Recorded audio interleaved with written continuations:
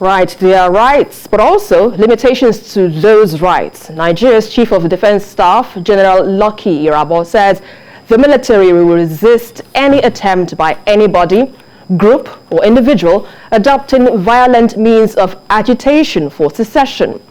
Now, speaking in Owerri, the Imo State capital, during a meeting with retired military officers in the southeast, General Irabo explained that the military has no problem with anyone agitating within the ambits of the law, but will not spare anyone using violence to agitate.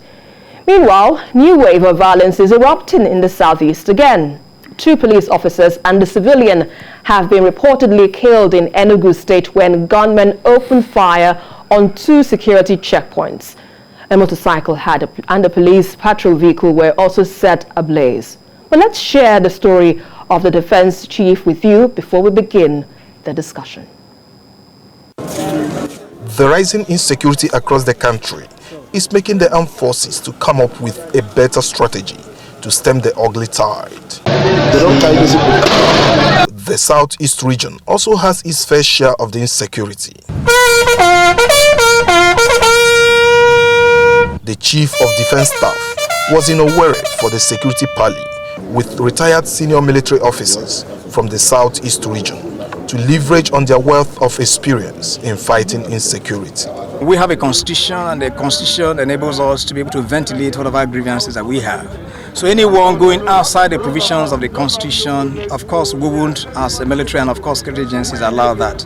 We will resist any attempt of anyone wanting to use the instrument of violence against the state. That certainly will not allow. But then there are provisions. Anyone who believes that he has certain desires within the confines of the arrangement as envisioned by the Constitution to ventilate such views. It is hope that the synergy of ideas that will be generated in the course of this interaction will contribute significantly towards a better understanding of the security challenges confronting the region with a view to providing solutions to them. Because of the training, exposure, and years of experience while in service, they can identify security challenges in their immediate environment, think strategically, and provide deep insights that can provide far-reaching solutions.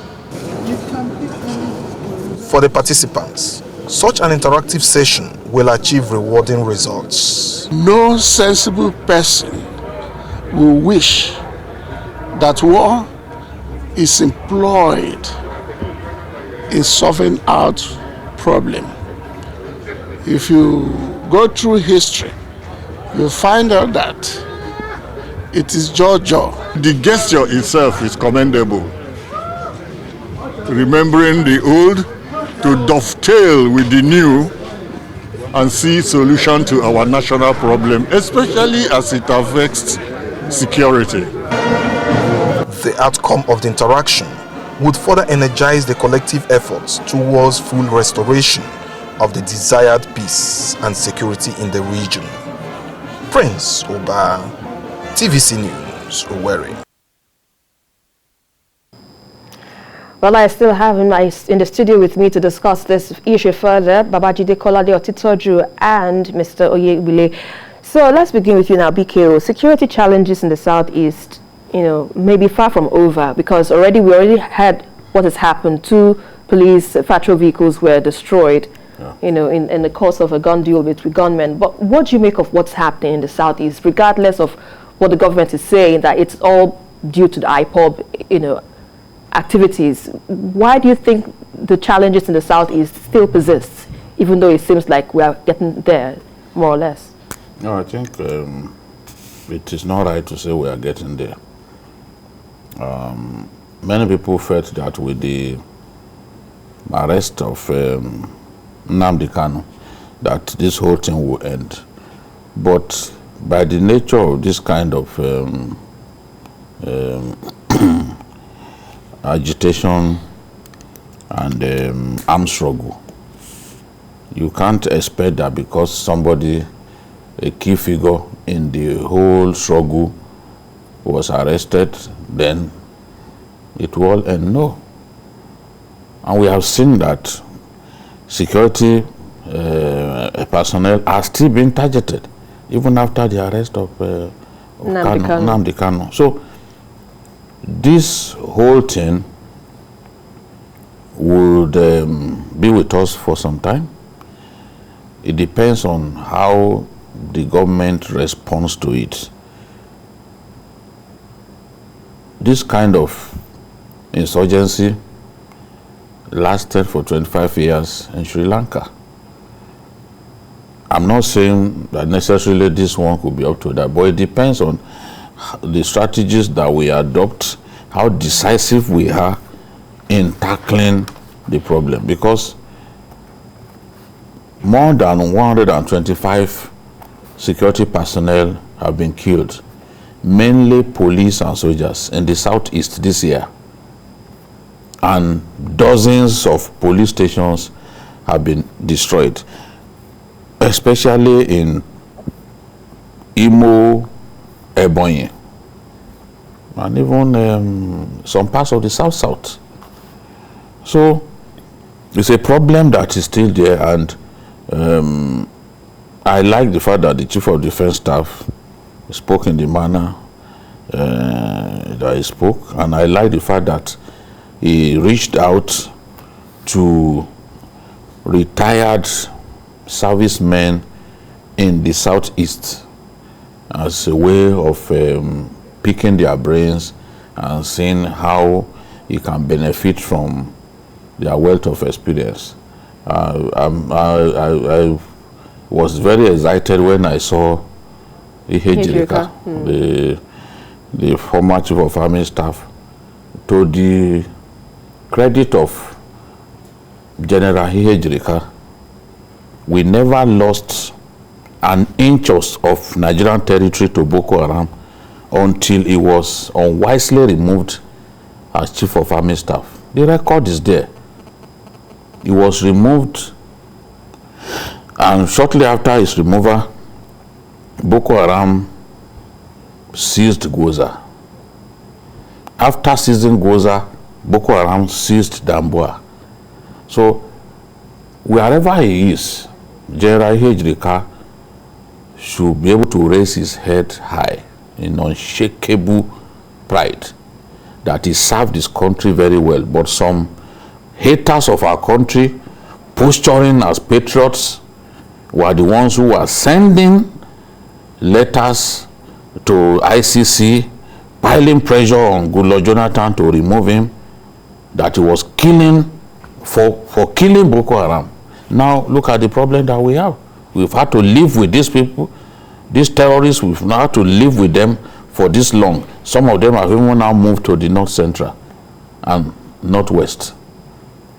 So to have an Ejirika there makes me happy, because I know that the Chief of Defense Staff had good company, people who could advise him and tell him how to handle the situation, and it's their area, it's their territory. So at least they will be able to offer advice as to how to tackle this problem. Instructively too, the Chief of Defense Staff says, see, we are not saying there should be no agitation, but you must do it within the ambit of our laws. You can't say, for example, in a democracy that people should not demonstrate.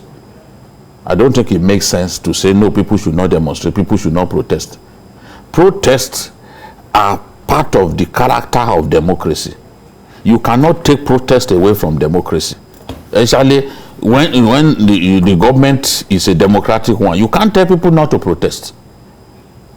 But people must not go outside of the law in protesting.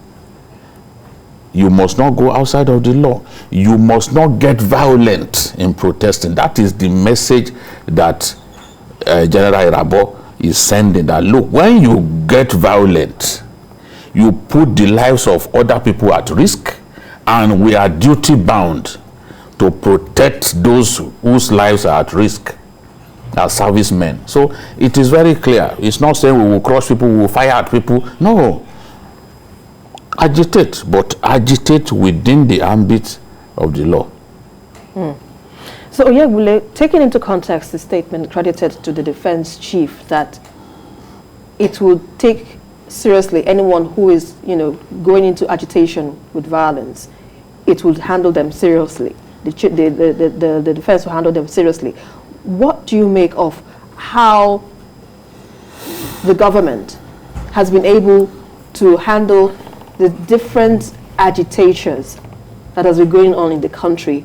Do you think perhaps it has only gravitated towards more demands or more agitations, or do you think the government hasn't done enough to accede or assuage the demands of what the people really actually want? Well, what is really going on is very, very unfortunate, and honestly, it takes a very strong patriotic person not to believe that, as I said some time ago on this program, that it seems as if there are two republics in Nigeria, one for the outlaws and one for the law-abiding. Now, the agitation, what is the reason why this agitation is growing? What are the reasons? The reasons are simple. Now, people complain that things are going wrong, and in trying to correct what you think is going wrong, you go after some selected individuals, and there are some others that, even with the argument that they don't have a arrowhead, but we know all these things, and as we have said several times, we know where all these people are hiding. The other day, the emir of Biu, is it Biu or Muri was agitated, and he spoke the mind of every free-born Nigerian. Yes. That look, things are going out of hand, and he spoke to them in the language they understand. They understand, to borrow that word. The language of violence. Yes. That look, if these people continue to do this, this is what we are going to do. The people agitating, it is not that we are supporting them. Kanu or Igbo, they are not my kind of people. They are not people I would like to be identified with. But you find out that some of the things that led to the agitation are justified. When state actors don't act, non-state actors take over. And in a rabble-rousing situation, the mob takes over, and reason doesn't prevail. I like what the CDS has done, going to the Southeast to talk to the people. That look, and I want the Southeast leaders to also understand one thing, that when you don't talk to your people, I don't want to believe that all these things people are saying there is a ploy to cause chaos in the Southeast. Yes, if some people are using that ploy to cause chaos in your territory, why won't you point them out? So the Southeast leaders will also need to talk to themselves. Even when you have your so-called republic, are you going to govern the republic without policemen, without army, without police stations, without law enforcement agents? So these are things. Injustice is widespread in the country, we all agree. But you cannot fight injustice with injustice. Whatever it is, you will still continue to agitate within the ambit of the law. The CDS has said it, and I think rather than people seeing it as an order, but it is an appeal. And it is an appeal that everyone will have to work with, because we cannot continue like this. We cannot. There is no. If the law and order breaks down, then what happens? We are all. It will be like a banana republic. things will go haywire and nobody is safe. So it is absolutely important for Southeast leaders to talk to their people, to be vigilant. They will know their area. When anything happens, these people who are going around killing policemen, what are we saying? What exactly are they saying? There's no brutality against anybody going on presently. If it is past brutalities, all the EDSA's panel that has been set up are addressing those grievances. It might take time, but they are addressing it. So why do you go about killing policemen, killing uniform? I mean, it is unheard of. It is getting out of hand, and all these needs, all that is needed now is for everybody to cooperate with the law enforcement agents. Don't say that because some people are escaping or they are blind, the state is blindsided towards them, then you will take the law into your own hand. No.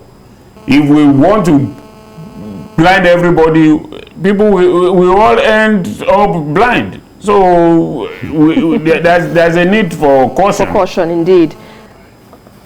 All right, I understand we have a caller from Songo Afolabi. Please go ahead with your contribution. Yes, I greet you, Babajide, and the second Yinka. Mr. Yinka in the studio. Thank you. Actually, I think the problem of security in this country, particularly the Southeast, is worrisome. And when I sat down, I look at it that it is modern age.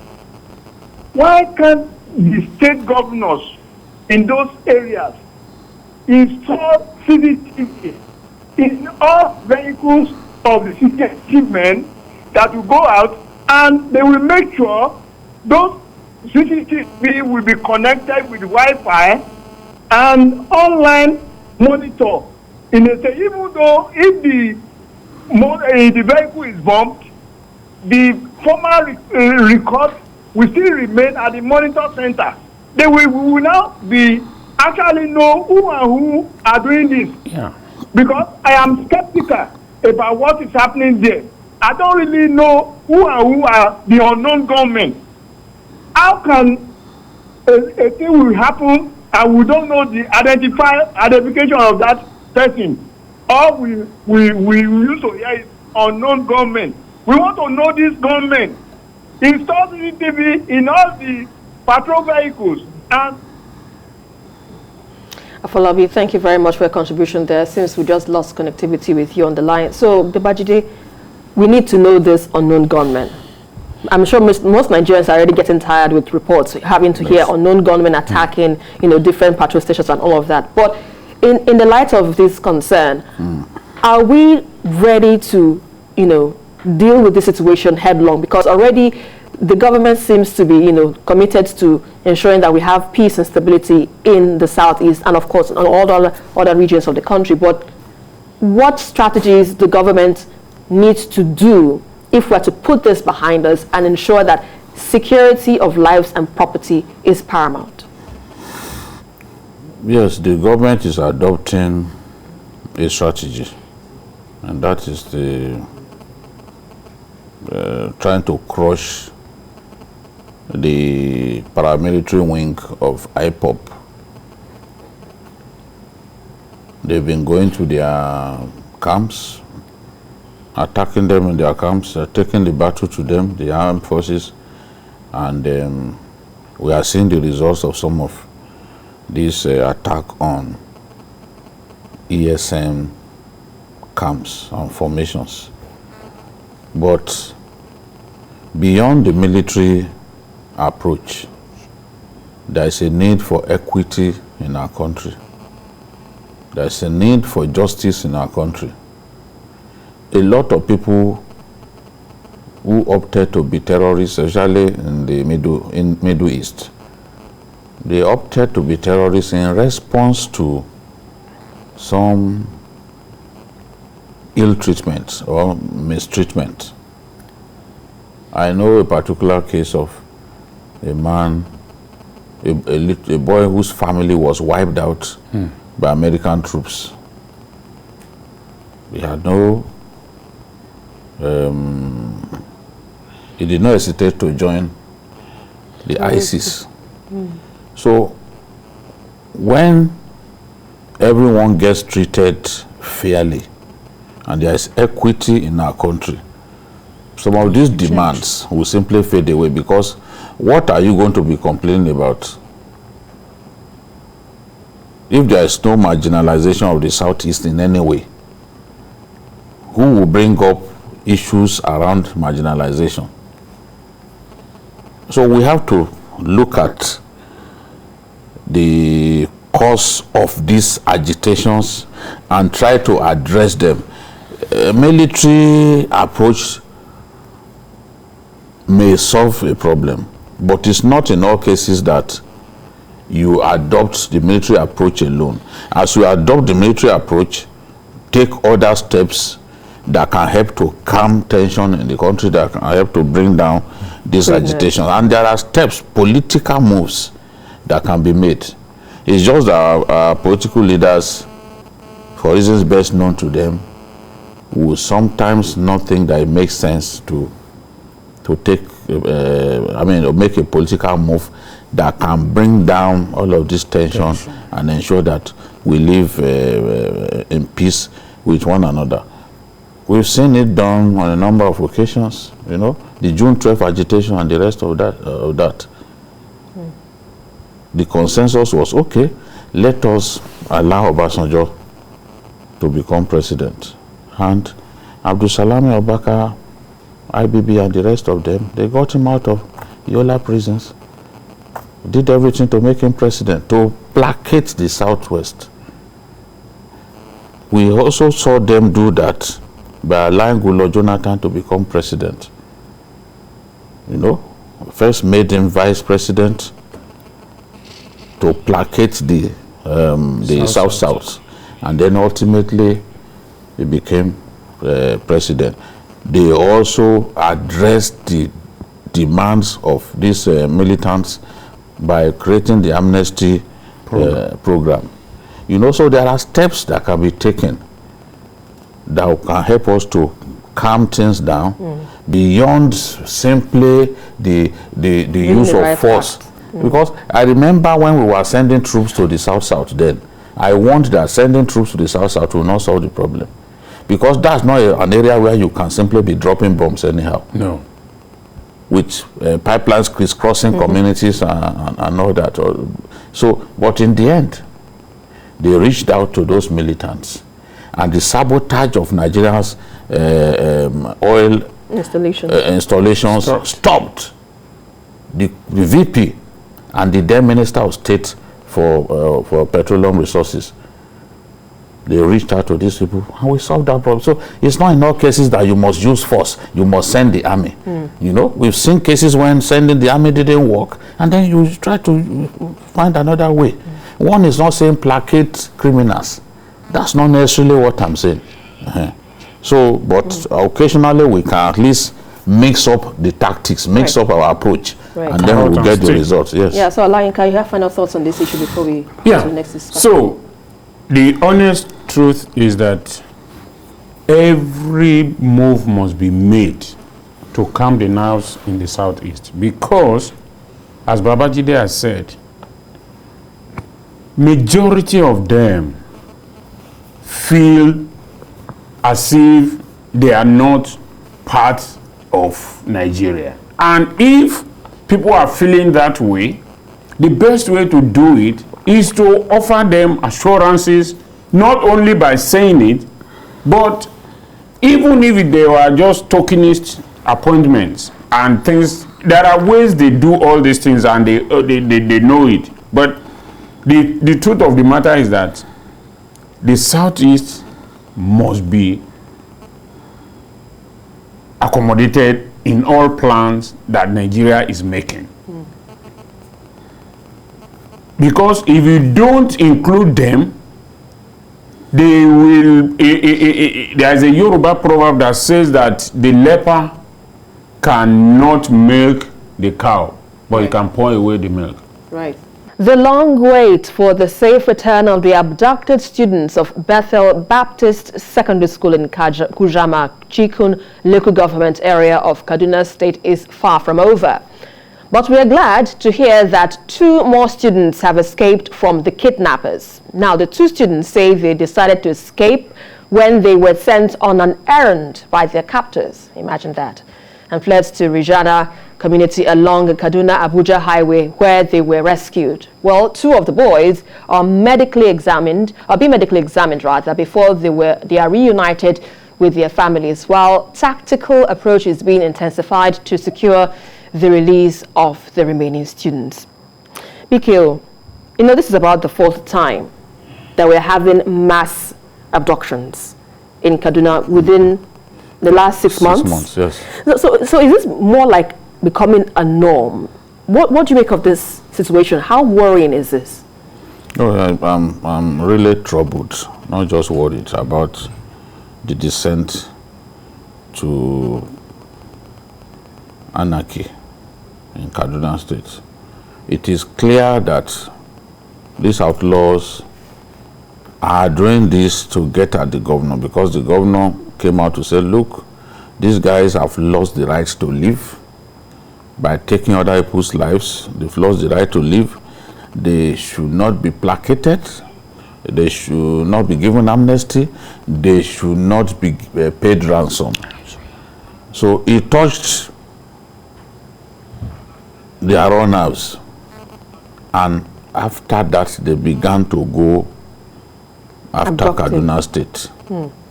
From the point when the governor made those remarks, we saw a spike in attacks on schools in Kaduna State. In fact, if not because some of their plans didn't succeed, if not because they were repelled in some cases, there will have been more schools overrun by bandits in Kaduna State. Look at Bishop Oyedepo's school, for example. It was the army that chased them away. The army repelled the attack. They will have kidnapped people in that school. And that was why the government had to move in quickly to shut the school. Many schools now in Kaduna are under lock and key because students are not deemed to be safe in school. The academic calendar has been disrupted. Kaduna is behind other states in our country now. Because when you shut the school, everybody's at home. What happens? Life goes on across the country. But in Kaduna, criminals are disrupting the livelihood of people. Criminals are making life unbearable for people. Criminals are putting the government on the edge, trying to force everyone to do their bidding. So it's not just a happenstance that Kaduna has seen 4 or 5 schools overrun by bandits. It's a calculated attempt to get at Governor Nasir El-Rufai and to see if they could bring him to his knees because of the remarks that they found offensive. But he was saying the truth. He was saying the truth. We've seen now that, look, paying ransom to these fellows will not solve this problem. My only concern, especially by government, because whenever they go after schools, they are doing that knowing that they will get publicity. If they were simply kidnapping road travelers, for example, they will not get that kind of attention. But they were targeting schools, believing that when students are kidnapped, government will get involved and government will pay hefty ransom. We have paid ransom to these people in the past, although we will come out and deceive ourselves that we did not pay. We paid ransom to them in the past, and we can see that it has backfired. More bandits now think that, look, the way to hit it big, the way to hit jackpot is to attack schools. So are you saying now that the government of Kaduna is incapacitated and it cannot do jack? Because if this is more like a ploy to bring the governor to his knees, what then is the solution to this precarious situation? The solution is for federal authorities to assist the governor. There's no, El-Rufai is not in control of troops. It's not in control. There's no governor. You see, I have some friends that when this thing happens in other places where they don't like the particular governor, they start spewing all kinds of rubbish. Oh, why are they not using their security vote to do this? Why are they chief security officer? No governor has the capacity to defeat the kind of banditry that El-Rufai is facing in Kaduna. Because when you are talking about decisive governors, no-nonsense governors, El-Rufai is on top of the pile. But he has seen something now that is beyond his powers. So unless the federal authorities come out to really help Kaduna, because the federal authorities are the ones who control the forces of cohesion in our country. El-Rufai, for example, it could need 15,000 troops to solve this problem, but it does not have power to deploy troops. This is a fact. Now, for people like El-Rufai now, among the usual noisemakers on social media, who will say, why is this governor unable to do this? Why are they not using? Now, they can't talk. They have seen that, okay, this thing is affecting one of the most decisive governors of his generation. One of the toughest governors of his generation, yet he is powerless. That is the point that we have made repeatedly, that look, governors do not control the police, they do not control the army, they have no power to win this kind of war. So a governor can even have $1 billion as his security vote. It is not that money. If you like, throw that money at the problem, you will not solve the problem.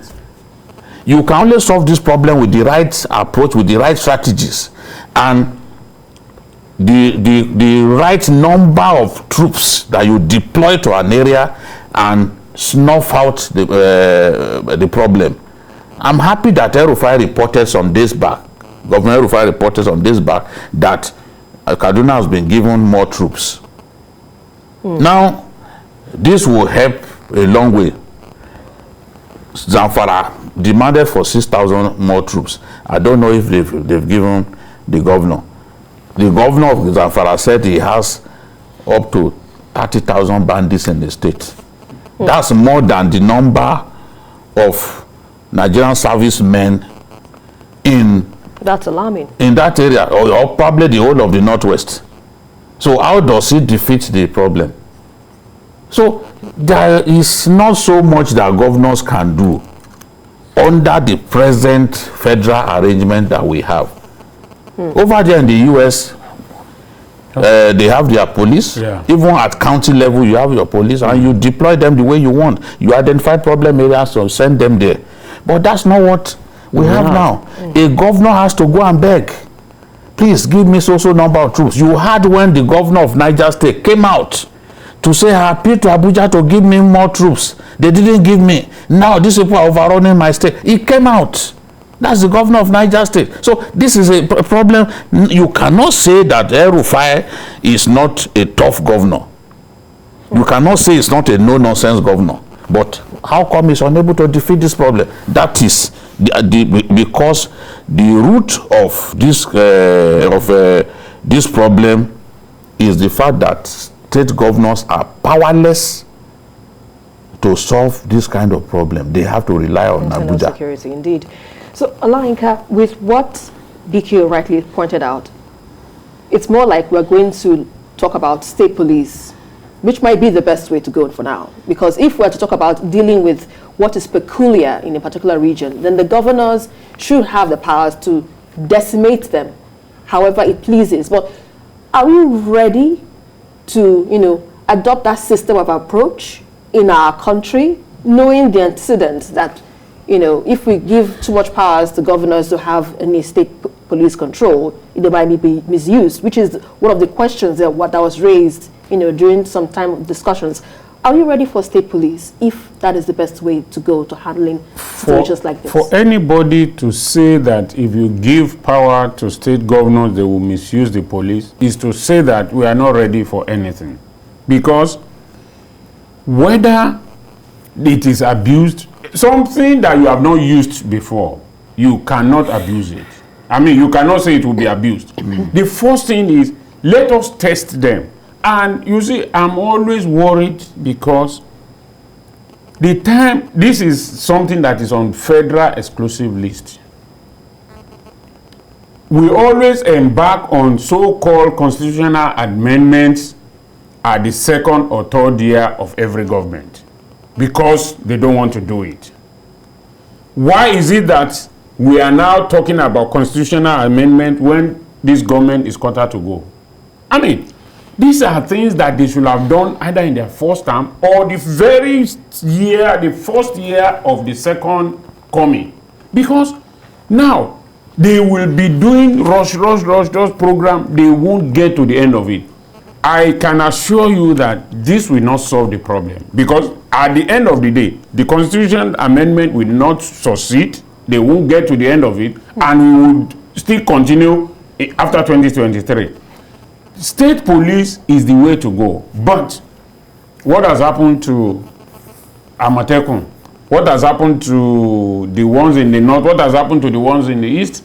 People think that when you talk of state police, some people think you want to reduce the power of the president. Now, the truth of the matter is that if you look at our constitution or constitution in the world, people are always saying Nigerian president is the most powerful president in the world. Yes, I agree. Nigerian president is much more powerful than an American president. If you look at it in the real sense of it. Because what is the business of American president with who is the Inspector General of Police? What is the business? But here, even the Commissioner of Police has the president has to sign off on it that okay, make Olayinka the Commissioner of Police in Kusangba State, where perhaps the president has not even gone before. So, unless we are ready to take this thing apart, when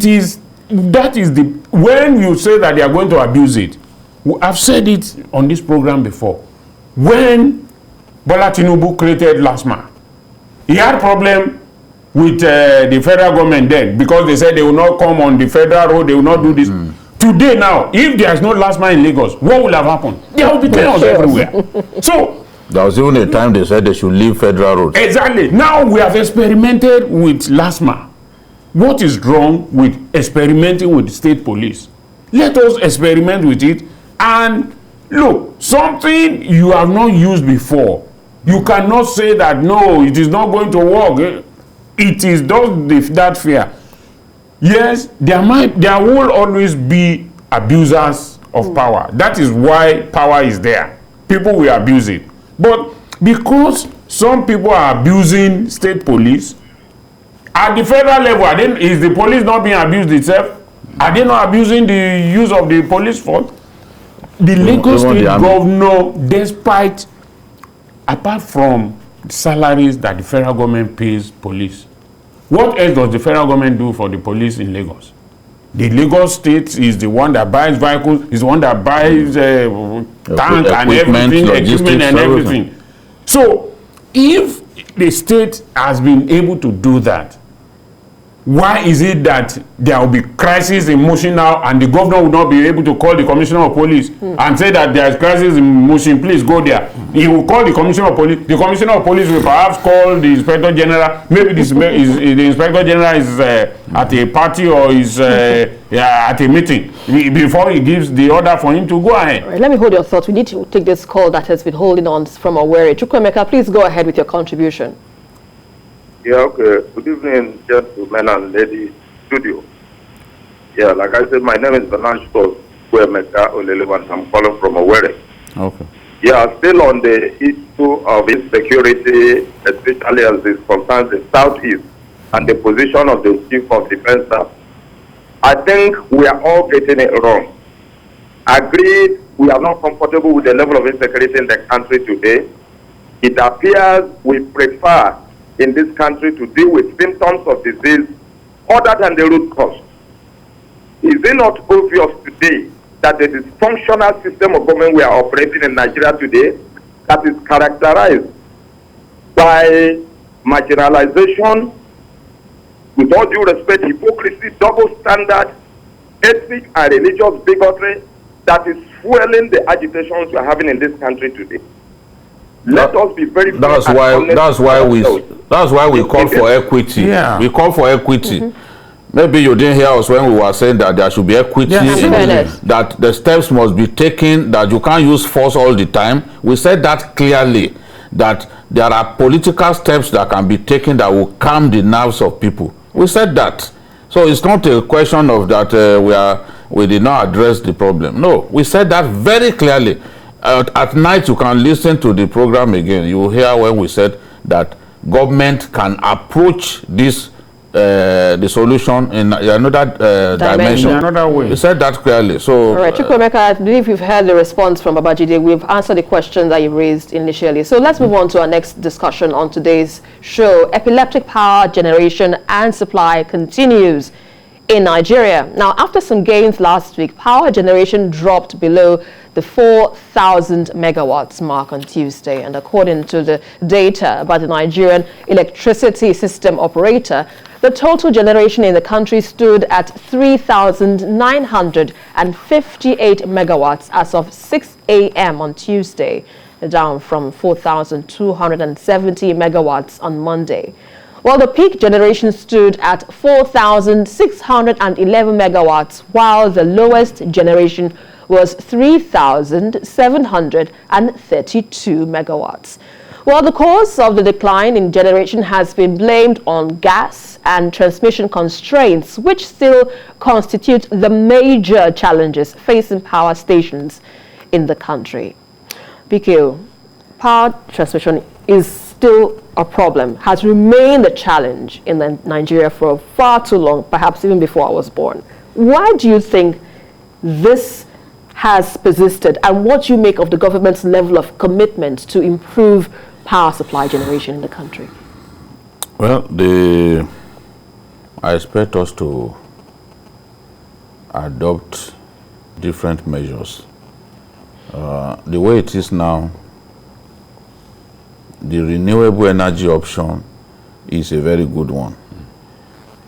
Not all of us can be on the national grid. We need to create many more off-grid power solutions.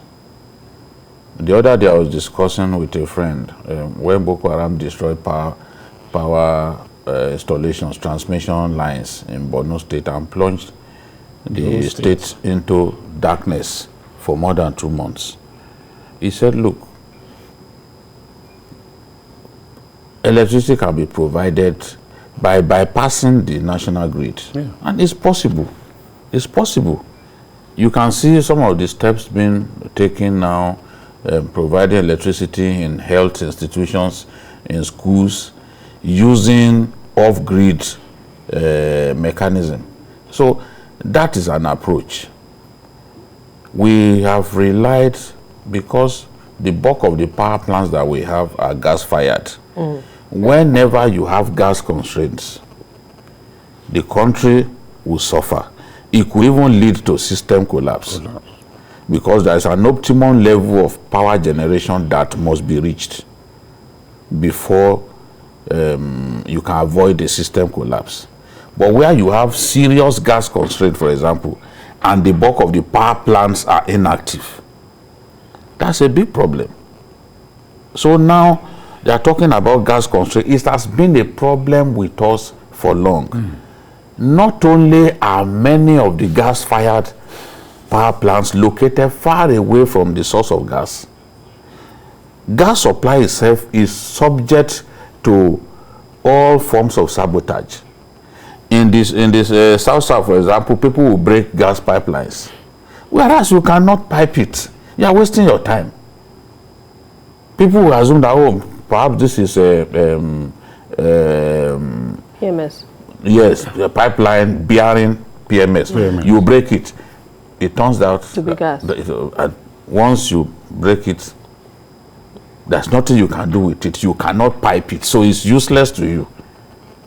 But you have already stopped gas supply to maybe some power plants. So this is the problem. There's no way the power generating companies can produce at optimal level when they do not have consistent supply of gas. We have to solve that problem, the problem of gas supply to our power plants. That's one. Then for the transmission leg, we've got to continue to invest in freshening up the transmission infrastructure. Some of these transmission infrastructure have been there for more than 40 years. Yeah. Some of them are old, disused. So what do we do? Under this administration, I have to give them credit that they've invested so much on transmission, but it is still not enough. It's still not enough. We have to sustain that momentum, build on it. It breaks my heart to come on this program to celebrate that we reached 4,823 megawatts last week. After a few days, to see that we've gone down to 3 something. The giant of Africa shouldn't be generating just or willing just 3,000 megawatts. It makes no sense when South Africa is doing consistently 42,000 megawatts. So you can see that we are still very far behind. We've got to tell ourselves the truth. Look at ourselves in the mirror and tell ourselves that, can we progress as a nation when we cannot generate more than 3,000 megawatts on a consistent basis? We can't do 5,000 megawatts consistently. When you do over 5,000 megawatts, the next day it drops to 4,000. To do it consistently, no, we are unable to do that. And it's such a bad thing. So let's try hydro. Now, right now we have 3 hydro plants. Shiroro, Jeba, and Kainji. Let's try more hydro plants. The Mambila is there. Even after we said that we are scaling down the scope of the contract, it will still give us at least 1,500 megawatts, just one power plant. So let's try all different options, so that we can be out of this problem. In addition to that, the problem that we have is that gas thing. Go to the Niger Delta. Up till tomorrow, they are still flaring gas. And this is the same gas that we need to generate power. We keep shifting time that, I think it was supposed to be 2022 before. Now it's 2030 or thereabout. So we keep shifting the goalpost every time. And all that is needed, we have Nigerians who have studied petroleum engineering, gas engineering, or whatever. All we need to do, even if they are abroad, second them here, even as expatriates, that look, we don't want to burn this gas and waste it again. What do we do? There is technology for them, for it to be done. It is not for want of money. The money is there. You invest that money in it, in less than how many years, you get it back. Now they are talking of converting petrol using vehicles into gas, and then yet we are having gas problem. So it is a problem that can be solved. We are wasting too much energy. We export crude and import all the different. We export crude as one product and import refined in several ways, petrol, kerosene, gas, and all that. Why? We have people who can do this thing for us, and even if we don't have, we have the money to hire them and let them to come and do that technology for us. So why are we like this? Sadly, we cannot continue any further in this discussion, but let's leave it at that. And thank you very much, Olayinka, for your thoughts to bear on this issue. Quite an extensive, I would say, for us to go further. And BKO, as usual, thank you very much for your insights on the show this evening.